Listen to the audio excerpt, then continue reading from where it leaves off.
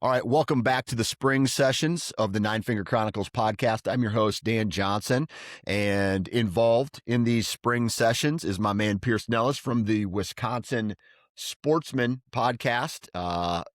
Dude, how you been? Pretty good, man. Coming Yeah. off of a long string of guide days here, but today's my first day back in the office. So I'm kind of recouping a little bit. Okay. Had some interesting days. Fish, were the This fish past week. biting? That's what I want to Dude, know. biting out of their damn minds. Okay. Yes. Some And of so the that's a best good fishing. thing.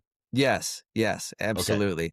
I had, one of the biggest strings of like this was the best, worst day of my life. On Saturday.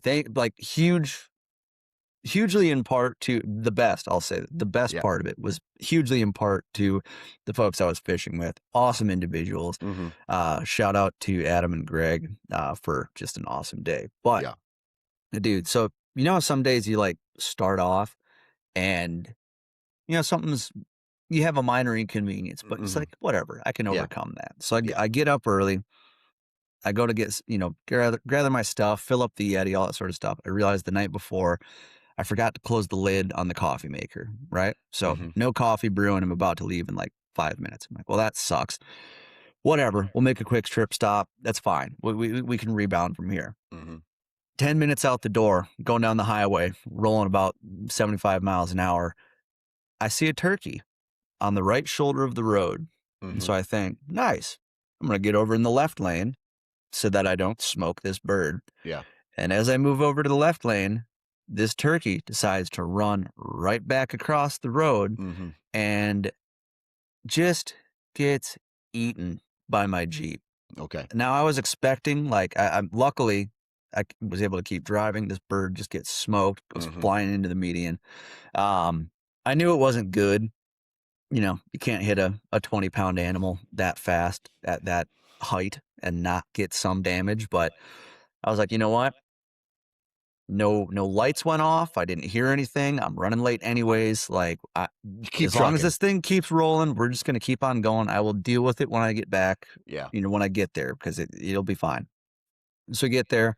I look at it, like everything looks pretty good. I hear like this weird, soft kind of like a hissing sound from the front end, and cosmetically everything's fine, but the grill it's a little loose. If I look behind the bumper, there's a bit of debris. there's a bunch of feathers wedged in there. I'm like, that isn't good, but you know what? This old girl's got 291,000 miles on it, so it was bound to happen at some point. If this doesn't kill it, then something else will very soon. So I pick up the clients, and we're going down there, split these guys up. First guy gets a bunch of fish, like right in the first spot. I'm like, all right, I'm going to go grab Greg. I'm going to run down, bump him up. We're going to leapfrog you, all that. I grab Greg, we cross through the shallow section. I step into kind of a muddy, silty, kind of sticky, mucky spot. And I go to pull my foot out, and I rip the sole off the bottom of my wading boot. And so I'm like, son of a bitch. Like, all right, that's pretty annoying again. Like, and so whatever. It's down That's there fine. in the mud. It's down there. Well, it was so it stayed attached at the toe, but like the whole from the heel to like the ball of your foot is just basically. So now I've got like a flip flop basically. Okay, so was water getting in? No. Okay, no so water. Nothing in the boot, but just still rip the sole off of it. So now I'm sitting here like basically wearing a glorified sock. Annoying, but whatever. We keep fishing. We have a great morning. We break for lunch, meet up with the rest of the group. We go back. The first cast into this hole, my man Greg throws it in there, kind of just on the inside of this current seam there. I'm like, all right, give it a little mend. Actually, you know what? Just leave it. That'll be fine. It's going to drift in there just fine. We'll pick it up. We'll get it further in there on the next cast. As I say, just leave it. His indicator goes down. He sets the hook. He sets the hook into a legitimate 20-inch brown, like an absolute freak show of a fish for our driftless streams. And is that in Iowa or Wisconsin? Wisconsin. Okay. And so this fish is fighting back and forth, and kind of he's not really running anywhere, but he almost, it was like I could consciously see him run left, run right, and then kind of start holding in the current. And it was like he leaned his face back just to like test and make sure that like, Mm-hmm. okay, I am for sure hooked by this thing, right? But he kind of did two little soft head shakes, and then he just dipped his nose and dove to the bottom of this pool, and then bink, Oh boy. line comes shooting back at us, and we lost that fish. So I'm sick to my stomach. I want to Yeah. throw up at this point. And Quick question. Yep. Once a fish has been hooked like that, they fight, they get let go. Do they bite again?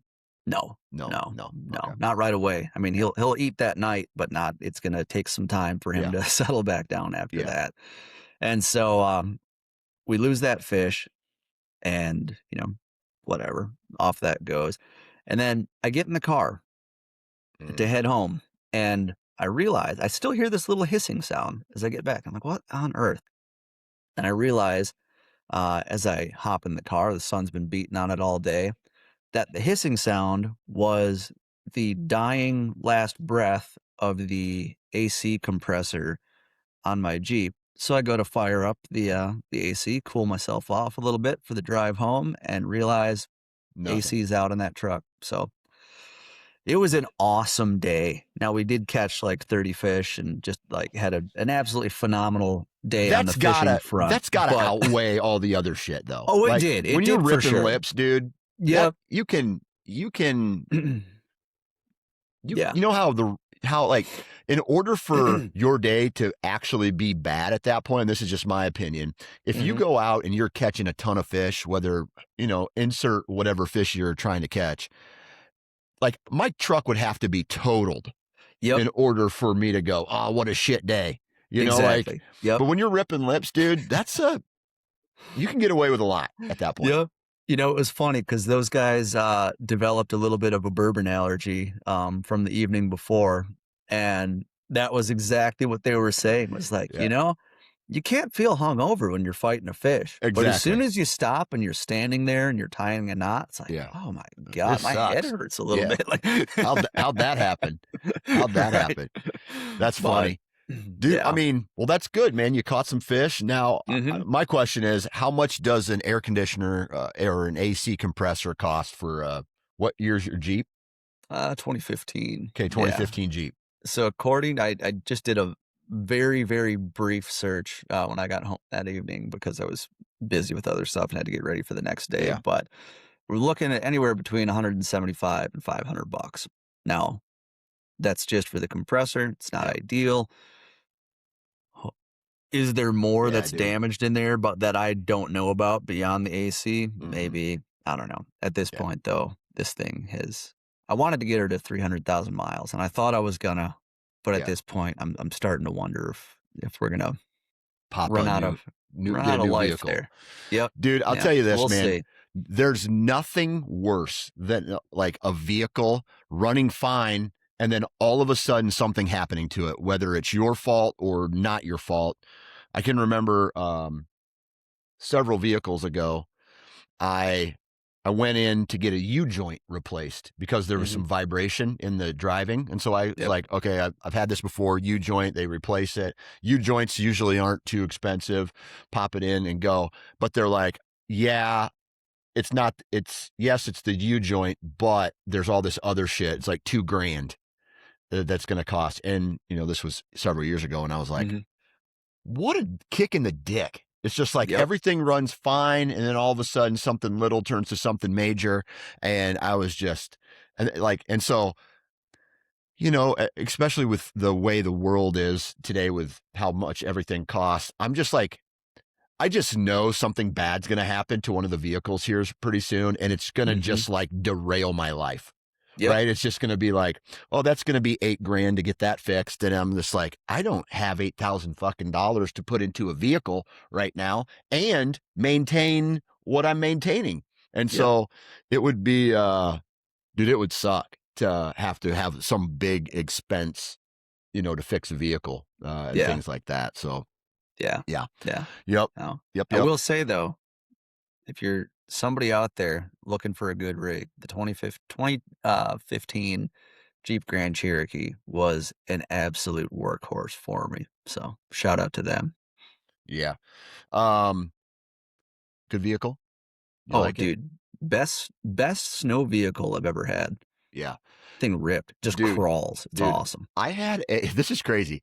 I had, uh, my my first truck I ever owned truck, yeah, first truck I ever owned was a 2001 GMC Sonoma, quad Mhm. cab, you know, back seat, you really couldn't put people in it. It Yep. was small, like, the kids were fine in it, and then it had a short bed, and dude, I'm telling you what, I could go anywhere in that vehicle and not worry about getting stuck, when I put it in four-wheel drive. Dude, it was ridiculous. Yep. And it's not like those types of trucks really aren't supposed to be quote unquote off road, but it Mhm. did, man. I put it in some iffy situations and it got out of it every single time. And Yep. it was crazy. Were you So like sandbags in the bed kinda guy or, no, like, because weighing her down? it was a four-wheel drive. So Okay, gotcha. I didn't necessarily need it. My ass weighed it Sure, down sure. what was going on. Dude, Um, those little small bodied trucks back then, like the early 2000s ones were absolute tanks. yeah, I feel like the ones you see now, I don't know, they've gotten soft. It's like they're trying to conserve bridge the money gap and and yeah, exactly. yeah. Yeah. Dude, my high school truck was an '07 Dodge Dakota and that thing just banged. Oh, It was dude. the best, man. Dude, my first truck, or my not truck, my first vehicle was my dad should have never, the state of Iowa, my parents should have had a conversation. They should have never let me have a vehicle at 16. Mhm. The first day I went out and got this car, and my first vehicle ever was a 1987 Buick Cutlass. I think I know Buick Supreme or something like that. It was like Buick's version of like not their most luxury vehicle, but the second step down. Four Mhm. door, four cylinder, just like uh, anyway. Long story short, I get this. My dad bought a new. He bought a Chevy Blazer, and so I got that front wheel drive. The first day I got it, dude. Just went out to the back blacktop north of town and just tried to go as fast as I could with that truck or with that. And then just everywhere I went, like, so my buddy, he had like a 1984 Mustang Mhm. that his stepbrother helped him rebuild. And so he could chirp like, "Err," like, Yep. and so in order for me to like keep up with that, I had to throw it in reverse, go backwards real fast, slam it into drive, and then I could spin my tires because I didn't have any Yep. power. So I had to use momentum on my side. Dude, I Yep. just beat the shit out of that. And so, like a year later, I'm driving down the blacktop and and the motor just shuts off. And I'm going like 80, 87 miles an hour. The motor just shuts off. And I'm north of town or I'm west of town on this blacktop. And I call my dad. Like I had to, back then, no one had cell phones. So I had to walk to a farmhouse, call my dad. My dad's like, I'm like, can you come get me? Something's wrong with the vehicle. He gets there and nothing's just like, it's dead. It just said, I'm done Mhm. working. Like the radio and stuff would turn on. He's like, what happened to it? I'm like, I don't know. I was just driving down the road and all of a sudden it just shut off. And he's like, oh, okay, well, that's weird. Usually things don't do that. And then we take it he's like, yeah, there's like two seized, you know what I'm doing when I'm doing this? Like gears, yeah. Pistons. He's Oh, like, gotcha. there's two seized pistons, and it doesn't look like there's been any oil put in it for a while or shit like that. And he's like, the lights Whoops. should be on and things like that. I'm like, yeah, dude, it just was like working fine. Meanwhile, the last 12 months has just been me beating the shit out of this vehicle. Yep. And long story short, that's when I learned I had to maybe treat things with a little bit more respect than just, it's not a play. Vehicles are not play toys, is what I'm getting Yep. at.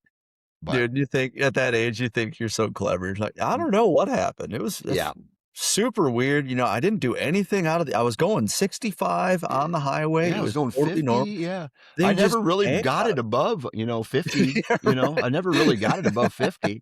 Meanwhile, I'm just like, everywhere I go, my foot was just to the floor. Yep. Everywhere I went, And by the way, Buick Centuries don't sound like that. They don't go, they just go, and then after a while, when the muffler gets ripped off or, shit, then they start sounding rough. But anyway, Yep. Yep. You get that's neither crazy. here nor there, my friend. Straight pipe the Buick. Yeah. It's Holy shit. And the dude, funny, one oh, go sorry, ahead. go ahead. Nope, No. go. I was gonna say one of the things though about like that era of vehicle, especially like those old Buicks, dude. I Hmm. had buddies in high school that had those. Hmm. They were the most comfortable Oh, cars yeah. to sit in. Dude, it was like you were sitting on your couch or Yeah. sitting in a recliner or whenever you sat in Yeah. those things. Like, I wish we would bring that back with Yeah, modern dude. vehicles. My next vehicle was a Cutlass Supreme. And Hell yeah. so again, they made a mistake by giving me a rear wheel drive V8 and a huge back seat. So dude, everywhere I went, there was like 10 people in my car. Right. I mean, and it had the folding console down, but you could pull it back up and you could fit 2 additional people. So it was like 4 in the front, 6 in the back. And we were just like, we're just lucky. This sounds bad, but we're just lucky we didn't end up a statistic. You know what I Yep. mean? Like 10 people died because someone was trying to jump a railroad track, Right. dude, it was so stupid. We were so stupid. Local teenagers died jumping the tracks in Yeah. the Buick's Cutlass Supreme. That's Yeah. It was gnarly, dude. Anyway, I got some things I want to talk about, not necessarily deer related. This might end up turning into a BS session, but huge shout out to the partners of the Nine Finger Chronicles. It is very important that we say thank you to these companies because honestly, let's not kid ourselves. They write the check for me to talk about their products, and that's what allows me to live my lifestyle. It allows me to continue to do what I do and make the Nine Finger Chronicles and the other podcasts that these partners are a part of free. So a huge shout out to Wasp Archery. If you're looking for a badass broadhead for this upcoming season, whether you're looking at a fixed or a mechanical, and they have everything for every species, whether you're going to hunt moose or you're going to hunt whitetails, go check out wasparchery.com. Discount code NFC20. Next on the list, we have Vortex Optics. I mean, we're looking at about a week of Iowa. I know Iowa, but Wisconsin goes deeper into May, even into June. Is Wisconsin a June year this year where they go into June or not? I don't think so. No, I No, think not we this wrapped year. this. Okay. Yeah, May ends on a weird day. But anyway, what I'm getting at is there's still time if you haven't hunted yet, go out, do some turkey hunting and go and put a red dot on a Vortex red dot on your turkey shotgun. It just makes things a little easier. So vortexoptics.com. Next on the list is Code Blue Scents, real and synthetic deer urine, scent elimination products. My favorite, the Rope-A-Dope Mock Scrape Kit, which probably in about June, I'm going to be heading out to the farms, dumping mineral, freshening up my mock scrapes and getting some of that stuff put together for the upcoming season. And then Reveal trail cameras. If you want to hear a really good podcast episode, go check out the latest episode of the How to Hunt. I'm sorry. The Hunting Gear podcast. That's it. The Hunting Gear podcast, where I talked with Greg from Reveal about the Habitat IQ app that they've just released and the, some of the new stuff, new technology coming down the pipe and the upgrades to the app for Reveal. So go check out tacticam.com/cameras. You can download the app anywhere apps are downloaded. So, and then lastly, my company, fullsneakgear.com. Go check it out. All right. I want to talk a little bit of like right now. I know this is a spring session and we've been talking a little bit about strategy and things, but I have a milestone today that I want to talk about. We're recording this on Monday, May 11th. And today marks 1 full year I've been alcohol free. No kidding. Yep. 1 year, no alcohol. Hell yeah. I can't say 100% sober because I've done some THC, not a ton, like I'd say maybe like 4 or 5 times throughout the last 12 months, but still, I've had some THC, so I'm not 100% sober for 1 year, but I am alcohol free for 1 year. Now, I don't know if I necessarily want to get into all of the ins and outs of all of that, but here's what I will say. Um, I needed it. And I think it's very important that well, I did this together with my wife, so I'm extremely proud of her for sticking with it for as long as she's done it, and for that 1 year. And I'm proud of myself for sticking it out. But I'll be completely honest. I think the biggest beneficiary of me and my wife not drinking has been my kids. And so when you get into a routine where it's 5 o'clock, or hey, I just mowed the yard, and your attention shifts to alcohol, well, you're shifting away from something else. And what I was doing is I was shifting my attention away from my kids. And so, like, for me, when my kids would be like, hey, dad, take me on a bike ride, or let's go play catch, or let's go to the park, I would have been drinking. And then I would say, dude, I'm tired. I don't want to do it. And it became more like me drinking that beer in some subconscious way became more important than my kids. Right. And so since I've done that, I I don't say that anymore. I don't get tired from drinking the alcohol. And it's better for my body, it's better for my sleep. I feel like I'm healthier, I'm more active, and I don't know if I like this knee replacement would go as well as it's going if I was also drinking. So, Dude, um, definitely not. yeah. And so I'm just kind of I'm happy with that decision that I've made. I will say this though. Um, Moderation is an excellent thing uh, in all parts of life. I just don't think I had the grip on moderation. And so my one beer every night turned into one, two, three, four beers, and then maybe a glass of bourbon or something like that. And so I made the decision with my wife to give it a year and see what happens. But like, not necessarily making the promise to be sober or to quit drinking altogether after the year. But I've gotten this far, and now it's almost like, dude, look what you've done without it. And so I don't necessarily think that I'm gonna ever go back to that part of it, just because of how I feel and the impact it has on my children. So um, that's really all I wanted to say Hell about yeah, dude. that part of my life, right? Dude, And that's so, awesome. yeah, But one thing I'll add to that too is like, I mean, I'm sure you felt it quickly too. Like, even after like the first month or first mhm, couple of weeks, like no booze and stuff, like you start to feel lighter and it's like you almost get yeah, some momentum going. 100%. And then it's like Yeah, you got a year under your belt now. It's like, why would I want to throw a wrench into this momentum? And like, yeah, even if it doesn't do anything, like, I don't know. yeah, I'm of the mindset of like when I get on a streak like that and then yeah, I break it, I'm like, oh, you son of a bitch. Like, yeah, come on. yeah. And yeah, no, dude, that's awesome. Yeah. And so for me that's important, and I think for my kids that's important. And really what that's done, and this is where I kind of want to shift into like a different direction. Um it's made me think a lot about what actually makes me happy in life.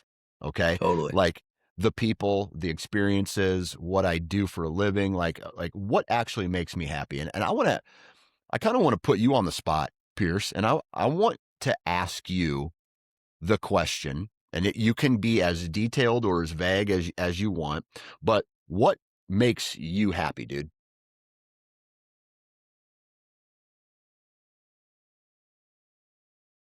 Man, that's a big old question. That's a big question. That's a big one. And I'm sorry I'm putting you on the spot. I think you were probably coming here thinking you were going to talk about whitetails and strategy and hmm summer and things like that. But I'm throwing curveballs today, baby. Sure. No, I like that, dude. Yeah. I think, and this is spinning off of a conversation my girlfriend and I had this morning as Hmm. we were drinking our coffee and whatnot. Kind of along the lines of what's the best way to say this here? Um, being able to share things with others and see them succeed Mm, has been really, really, really fulfilling for me lately. yeah. Like, especially with just the guiding this year, like this is year 5 of, you know, my independent guide business and Mhm. everything. And I feel like every year I've kind of like worked out a few more kinks and, streamlined a few things and all that. But Yeah. you reach the point where, especially early on, you kind of have that imposter syndrome and it's Mhm. like, oh my God, the pressure's on like so much right off the bat here. And like, if we don't catch like a bunch of fish and all that stuff, or we don't, you build up all these expectations in your head ahead of Yeah. time. And then you like almost get you self sabotage, you shoot Mhm. yourself in the foot because you're second guessing everything. And I think I've reached a point with things so far where it's streamlined and everything's just really really dialed and I can really lean in hard to the personal like sort of like the education and like the like how do we make today as awesome for you as we possibly can and like seeing folks light up and seeing folks Yeah. understand the like why and when they get really interested and engaged and like okay like why are we doing this? And like, I never would have thought about that. Yeah. Seeing the little fish come out from behind a rock. So like, anytime I think to zoom out from that, being able to share knowledge and see other people benefit from it, and like see other people succeed, and like for things to work out for them, like that these days is making me really really happy Dude. just to see other people crushing it. Dude, that's awesome. And a lot of people, they don't look at guide services that way, right? They look at it Hmm. as like, oh God, you're just paying more money to get a bigger buck or whatever the case is. Hmm. But I can definitely see that, dude. And I'll even compare it a little bit to coaching, right? And so like this Dude, week, totally. like this weekend, my boy, my youngest boy had a baseball tournament, right? And these kids, dude, they're not good at baseball Hmm. right now. They're 8 years old, right? And sometimes there's these expectations that are put on them, maybe by another coach or maybe by a parent, that are just really unrealistic for 8-year-olds. But I got to see, like, I'm a dugout dad right now because of the knee, and so I can't. I'm not coaching a base, so I get to see the entire circle of sports in the dugout, right? When you strike out and they come in crying and they're Yep. upset, or maybe they dropped a ball and they're upset. But I also get, and that's a huge coaching moment for them, right? And so maybe a kid let a grounder go through his legs, and then I'm like, all right, dude, what are we doing? Maybe next time we put the glove down, put the palm out, and the ball comes right into the glove, and we trap it with our other hand. We know we practice the two hands. You get on your surfboard and you throw it to first, right? And then they go and do that.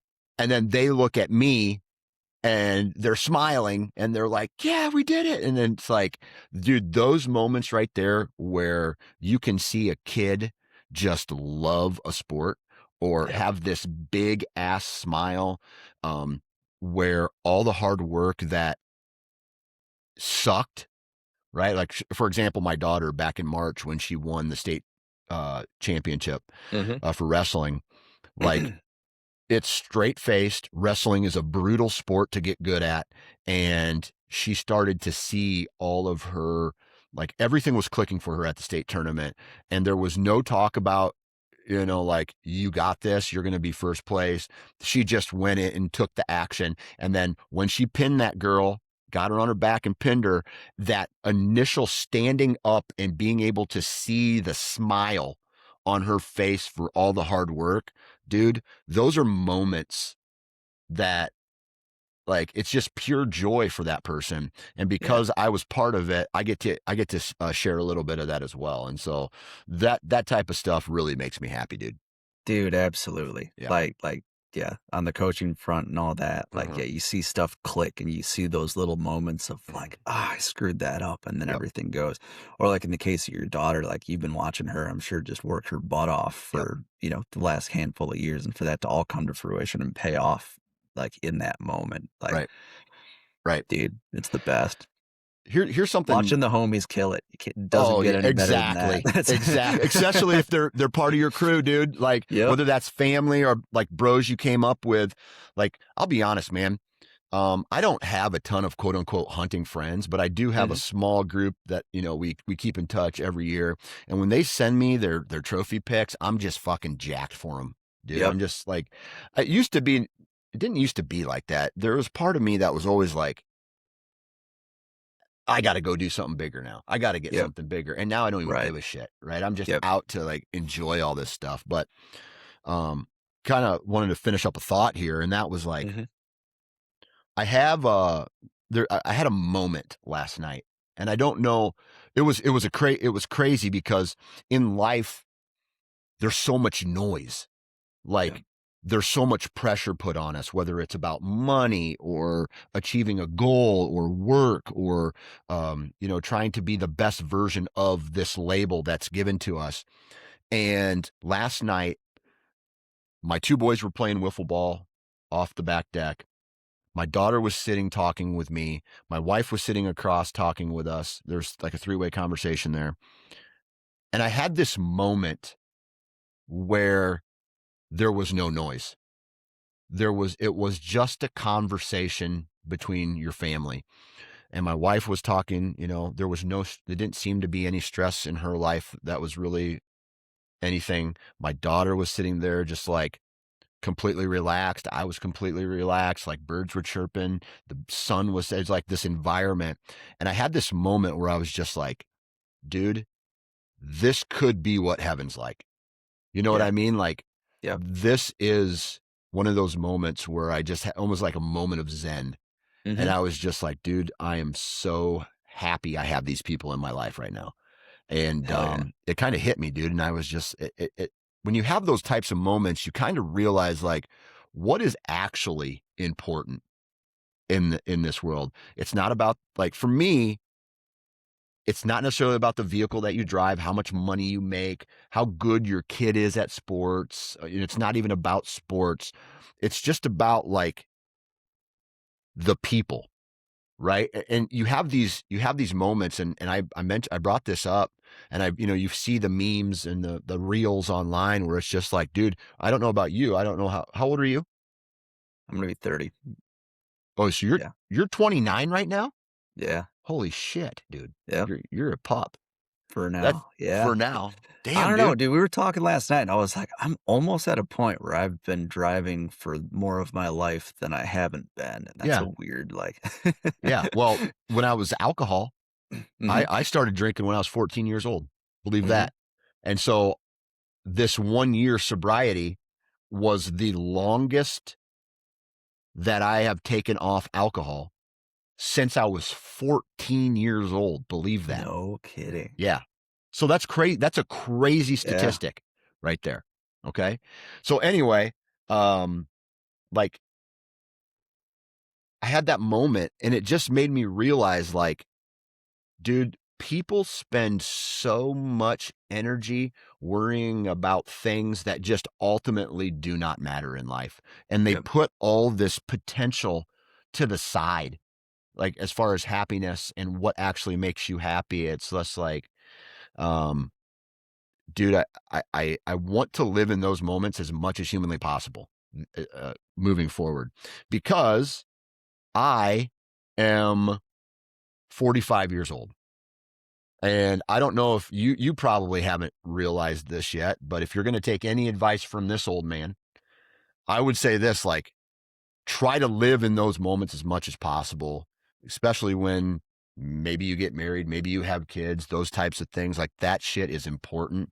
Um, and I don't like, everybody gets so worried about almost like the possession part of life, or how other people perceive you to look or be, that in 40 years, I'll be 85 years old to 90 years old, dude. The likelihood of me hitting 90 is probably rare. Like, it probably won't happen. But if it does, awesome. I'm halfway done with my life.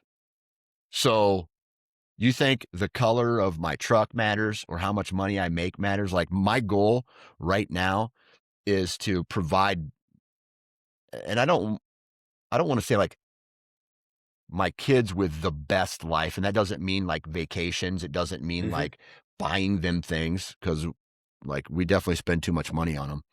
But what I'm trying to get at is like, I'll be dead. People will start to forget about me. Um, so I want to leave the biggest impact as I possibly can on my kids and on the things that I appreciate, like the outdoors. Right. And so Totally. that's my goal moving forward, is just to live in these moments where I can be the best father, the best husband, and not be influenced by anything outside of that. Yeah, So, absolutely.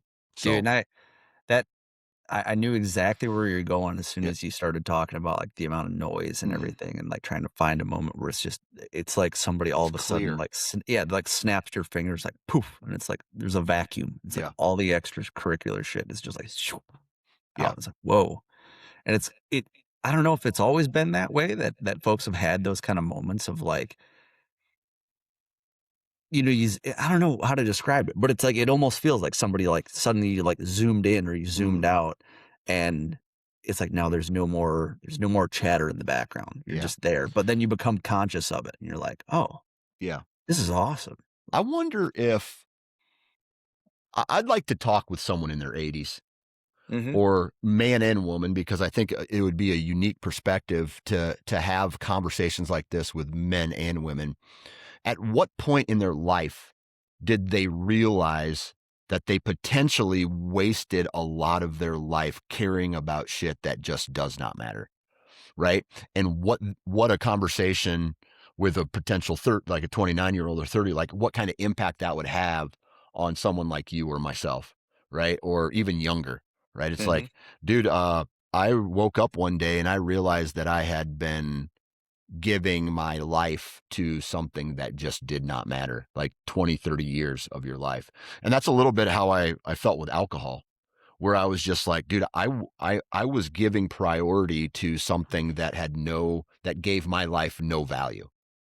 And so I wonder if there's like, I don't know, I'll use women for example, and maybe this is unfair to say, but like women tend to put a lot of pressure on themselves for how they look, or what kind of clothes they wear, or how their house looks and things like that. And I understand, you want to look nice and have that shit, but if you obsess about it, or like I know men that do the same thing. Like I met this guy one time a long time ago about like he had a watch, and I had a conversation with him about like he was like literally trying to show the watch off. He was just playing with it until the point where I just asked him about it, and he felt like that was what defined him, was that yep, watch. And in my head I'm like, you are a douchebag, dude.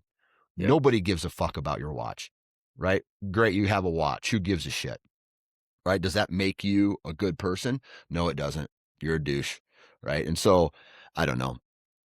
I don't know really where I'm going with all that, except like like my goal in life, the remainder of my life, is to live in a state of appreciation, a state mhm, of happiness, and a state of like trying to live. This is gonna, I don't know. You take what you want to take out of this, or the listener to take what they want to take, but like living in a world of like, what would Jesus do? Type of sure, thing like that. And I'm really just trying to focus on like my kids, my wife, and my faith. And really that's the goal from here on out.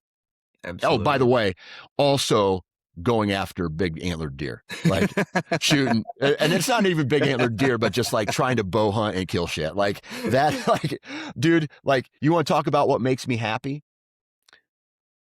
Going out and sitting in a tree stand and watching, climbing up the ladder complete, or the stand completely dark, sun's coming up, and you start to see deer movement, and then Yep, you hear "Bark, bark." You hear some trotting, giant shows up, you put an arrow through his lungs.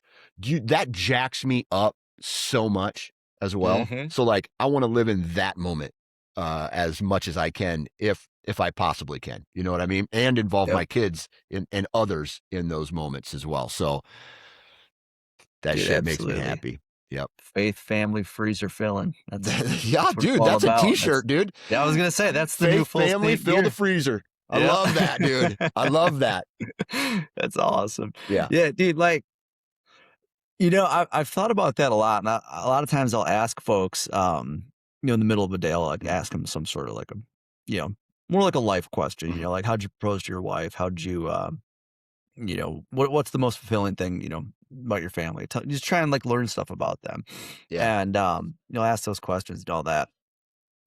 And, and I'm curious on your take about this because you mentioned wanting to ask like some 80-year-olds who, Yeah. what are the things that you wish you just kind of skipped over? Mhm. Do you, I guess, how much weight do you think there is like in the part of life where there are lessons you have to learn yourself, and there's like Yep. it's not going to sink in if somebody else tells you, oh, Right. you got to do this and you got to do that from a Oh, skill standpoint or like a development or tactical thing. But yeah. like I think there's a lot of things. So those like the defining turning points Mhm. in the road of life that you know what, Yeah. I'm going to put my foot down and I'm done with this. I've had Yeah. enough of it, and you have to learn those lessons the hard way. Oh, And dude, I would not be in the position that I'm in right now if I didn't walk some really hard fucking roads hmm throughout my life. yeah, Whether that be my parents getting divorced and then my mom getting divorced again from this fucking loser, and so like walking that road, and then that leading to my current stepdad, who's been 20 years now, whatever, and like just going through uh, that process in life. Also, like the alcoholism that I went through, the and not just necessarily alcoholism, it was really the lifestyle, right? And living yep, a hard lifestyle where you're like probably treating women with disrespect, and treating myself with disrespect and being really far away from God and the types of decision that he would warrant to, um, it's like, dude, you're not in a good spot right now. But hmm ultimately, all of that led me to this point right here where I have a really good life and I have yep, everybody I need in my four closest people, my wife and my kids, and my dad and my mom, molding me the way they molded me. And then I wasn't dry yet, right? I wasn't like I was wet concrete up until about 33 or something like that. And then I started to form into who I was going to be. Um, and I wish I could go back and tell myself, dude, you're going to waste 11 years of your life, 12 years of your life being an alcoholic. Maybe don't do that. But I don't think that I would have listened to that version of myself. I would have called, dude, stop being a pussy. Let's go drink. yep, Type of, you know what I mean? yep. And it's the same with you have to learn the hard way, because if you take the easy way out every time, or you read a book by some guy who's like, dude, how to live the best life, and I'm going to read this book and I'm going to follow these instructions. Well, that's great, but you've never felt adversity. Yep. And when you don't know what adversity feels like, you don't know what it's like to crawl and claw and dig your way out of a bad situation, man. It's like for example, have you ever had a gun pulled on you before? I have not, no. Okay. It's scary as shit, dude. I And believe it. like I've had it done twice. Twice? Two times my entire life. Well, three times. Two times is when I was actually knocking on doors to get permission at Oh, for a shit. farm, right? The other time was I was standing outside of a bar and some guy pulls up and he takes a gun out of the car, swipes it across a crowd of people, and then puts it down on the side of his car. Right. And I was like, my butthole just went, thoop. Like I thought this dude was going to just open up and start spraying people. Yep. Anyway, you have those moments, and then you put yourself in high pressure situations enough that you start to know how to deal with some of those high pressure situations. And the ultimate metaphor, especially for this podcast, is hunting, right? You can run trail cameras. You can sell cams. You can plant food plots. You can have the box blinds. You can have the manicured shit, right? But the second that giant steps out and you have all the easy buttons, right, for yourself, There's no easy button for controlling your emotions. Yep. Right. And so you draw that bow back or you put that scope up and your heart is beating out of your chest because everything you've done up until this point is for that thing that's standing out there. And that is why from 2006 till 2016, I made so many mistakes, even as, as far away as 100 yards to as close as 10 yards from my stands at full draw, trying to control myself or put myself in a position. You don't know what it's like until you've been there. Yep. Right. And that's why some of these guys, let's say, for example, like Andy May, that guy is such a deal closer when it comes to bucks because he's been close to big bucks. And you can't, like, I can remember I was like passing all of these deer up until 2016 that I was like, well, I got him close, but I want the big one. Yep. Well, the big one shows up, I shit my pants and he gets away. Right. And so you got to have those encounters in life in order to come out successful. When you take that metaphor, however you want to take it. Yeah. Dude, well, it's like conditioning, right? Yeah. Like, I mean, you're literally conditioning yourself as a hunter. Like the more shots you take, the more time you take to put yourself in those scenarios. Yeah. Same with life. Like the more adversity you're willing to put yourself in, Mm-hmm. like the more character you're going to develop, the better resiliency you're going to have, the Mm-hmm. more, I mean, you touched on there, like just emotional regulation and like not losing your mind when something goes wrong. Like, dude, the only way to hone that in, and I think these days the quick pitch is like, oh, well, you need to practice mindfulness and meditation and like all that stuff. And that's good stuff. Like that, I'm not ripping on that. Yeah. But dude, there's some things that you just got to learn through the fire. Oh, and absolutely. it's you pay to play. And nothing good comes without a sacrifice, whether it's eating shit for a few years while you get a business off the ground or missing a bunch of deer while you try and, get closer or whatever it may be. But it's free. Yeah. It's weird, man. It's crazy how, I don't know. It's just crazy how, like, for me, life is just, it's busy, but it just slows down.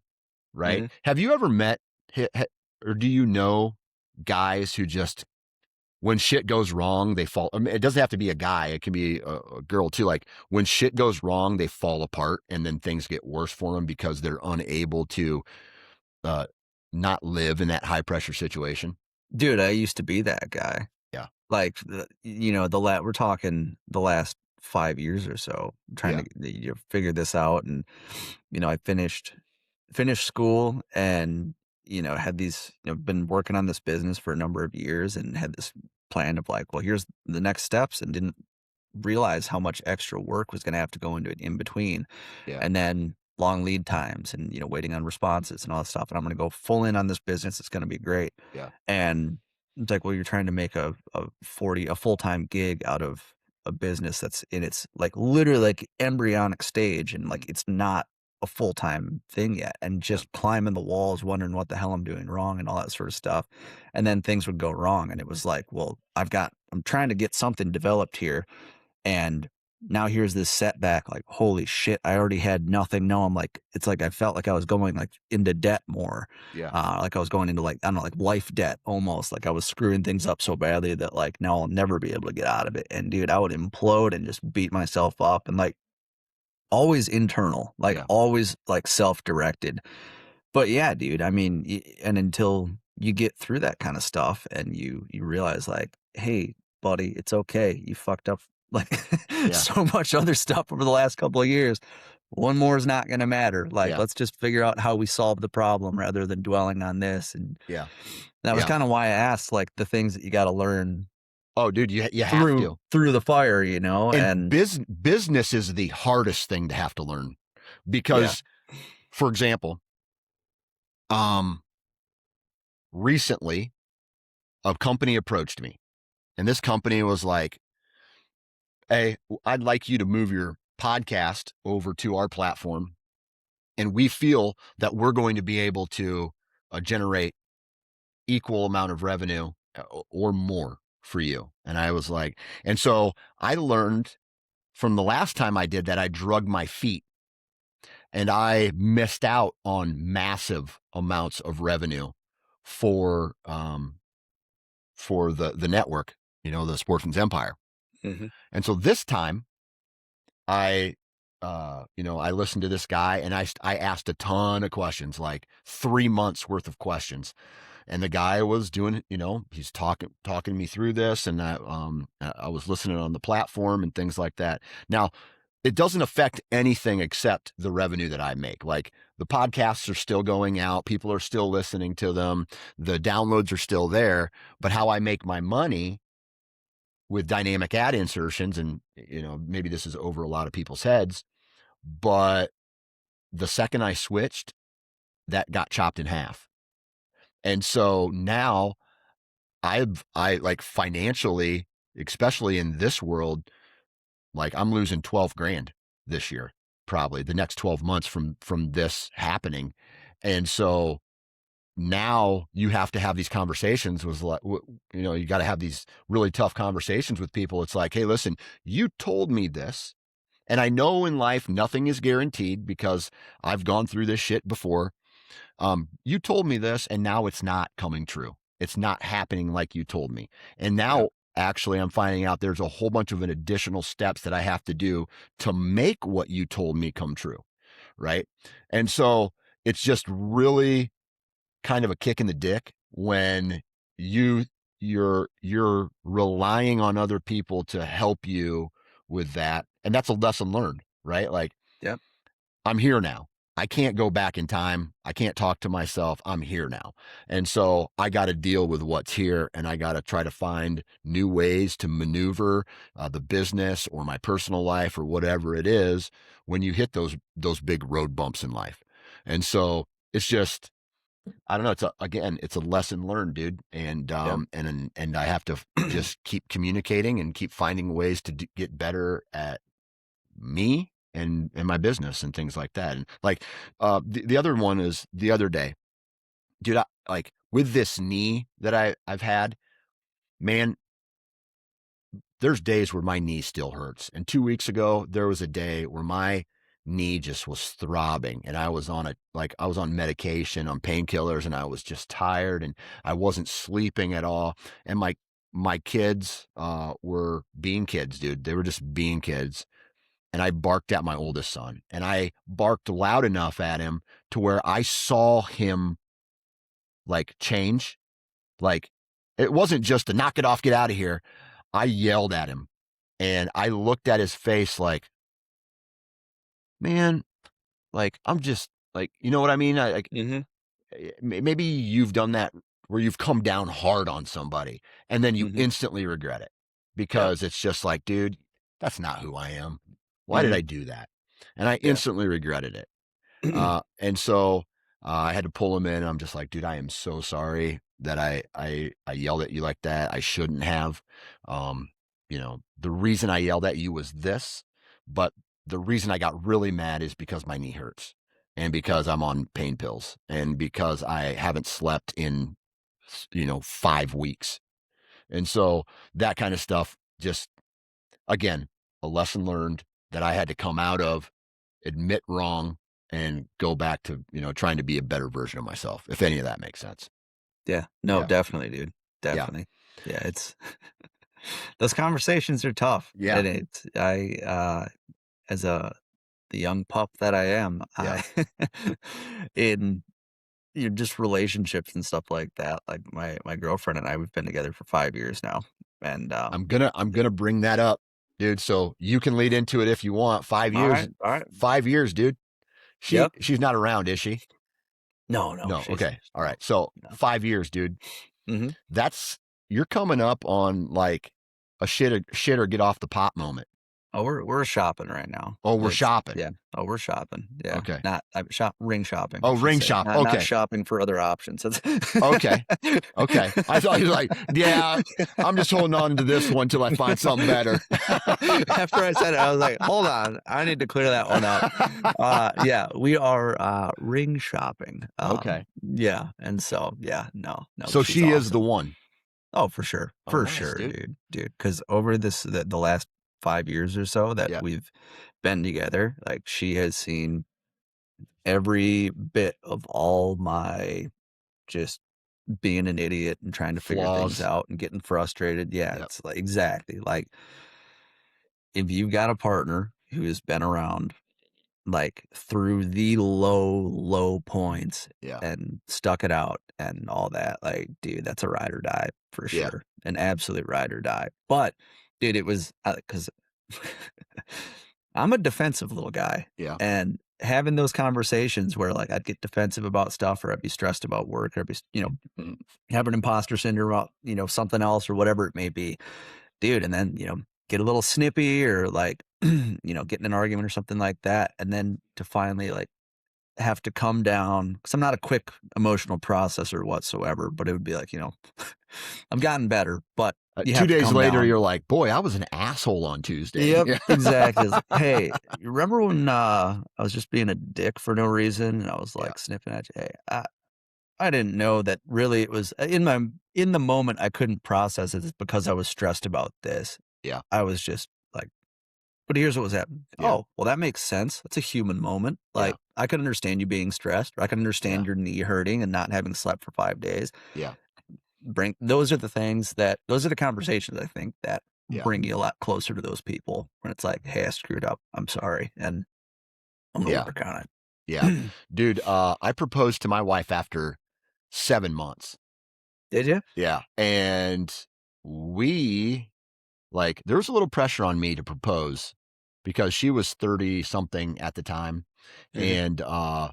And so she was putting some pressure on me. It's like, well, usually at this age, or like this stage in the game, people say that they love each other at this stage. And like, I wasn't even like thinking clearly at that point, right? Just like, Yep. "Oh, I got a girlfriend and we're dating and we're having fun and all that stuff." And, obviously she's thinking, wait, that's what women do. They think ahead of all that stuff. And I was kind of living in the moment. And after 7 months of there and realizing that she's the one, we got engaged quick and got married quick. And then some of that feeling out process happened after we were already married. And you Yep. know what I mean? And so, and then we went right into having kids. Let's say like we got married in April 2012, and we had our first kid set basically 9 months later in April. So let's see, or February. So April, May, June, July, August, September, October, November, December, January, February. So 11 months. Sorry, 11 months later, we had a kid.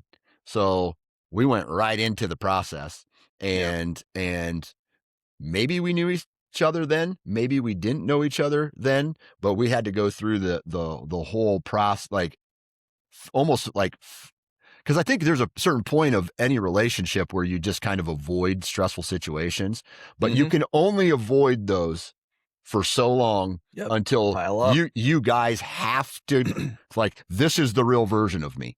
This is the real version of you.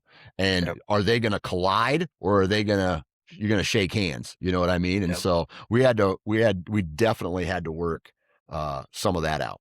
And, Mhm. even today, we still have to figure some of that shit out. Yeah.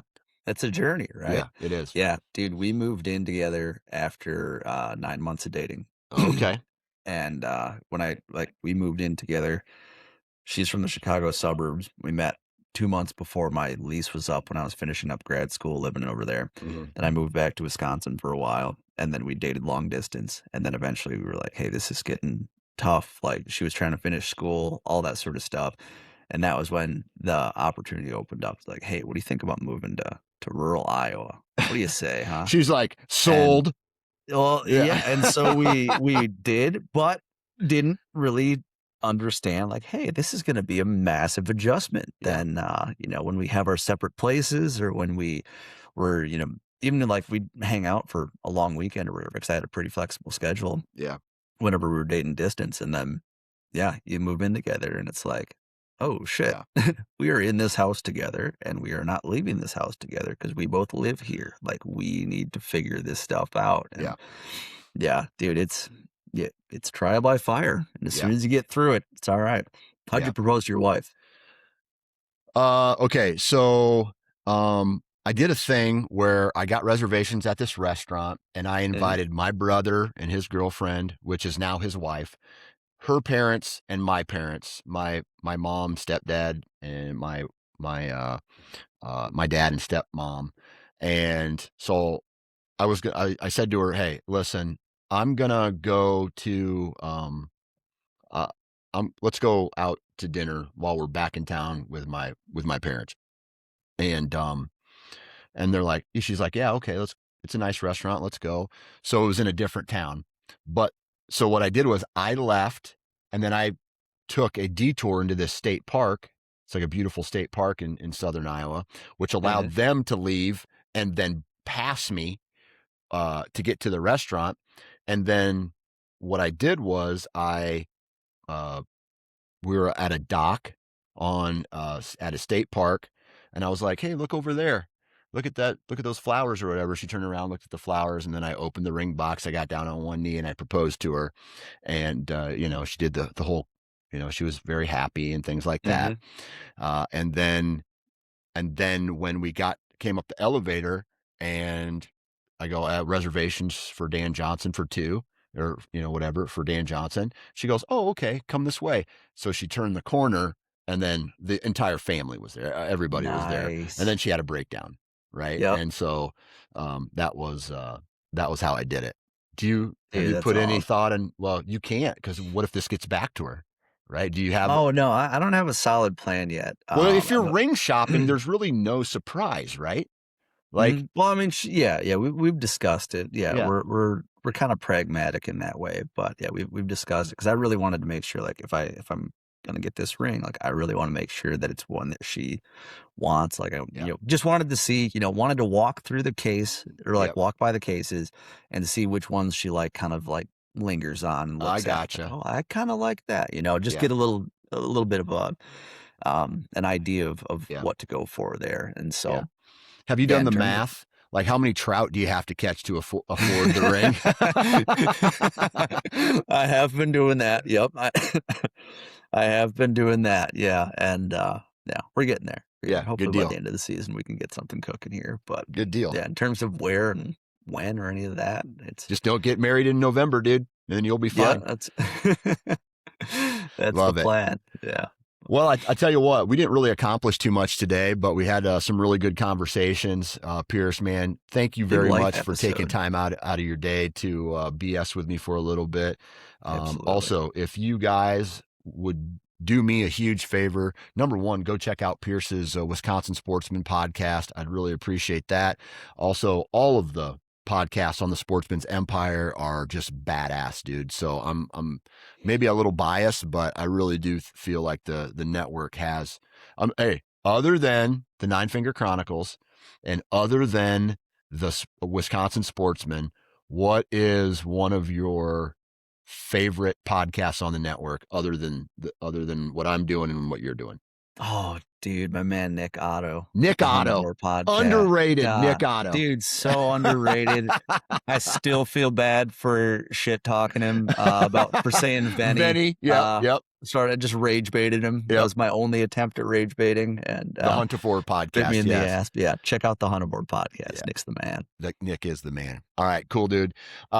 Go to iTunes, wherever you download your podcast, like, subscribe, 5-star review. We're also dropping this episode on the Nine Finger Chronicles YouTube channel. So go do that as well. Other than that, man, go out, try to live your best life, be the best version of yourself, good vibes, wear your safety harness, all that shit. And we'll talk to you next week.